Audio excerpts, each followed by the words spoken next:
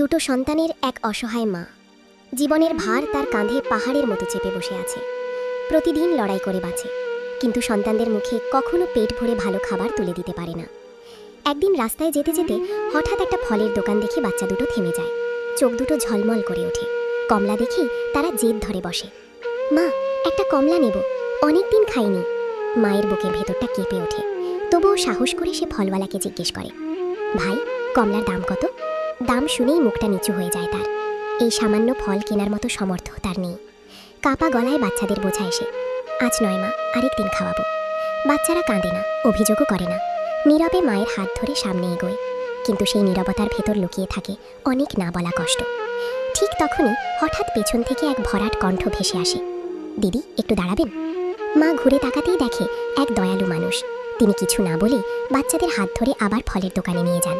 ফলওয়ালাকে বলেন, এই বাচ্চাগুলোকে ভালো করে ফল দিন, যতটা পারে দিন।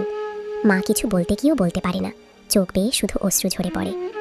বাচ্চাদের হাতে যখন অনেকগুলো কমলা, আপেল, কলা তুলে দেওয়া হয়, তাদের মুখে তখন যে হাসি ফুটে ওঠে তা হয়তো 1000 টাকার চেয়েও দামি। সেই দয়ালু মানুষটি চলে যান কোনো পরিচয় না দিয়েই। পেছনে রয়ে যায় দুটো হাসি মুখ আর এক মায়ের কৃতজ্ঞতায় ভেজা চোখ। সেদিন হয়তো শুধু কিছু ফলই কেনা হয়নি, সেদিন কিনে দেওয়া হয়েছিল এক মায়ের সম্মান আর দুটো শিশুর একটু সুখ।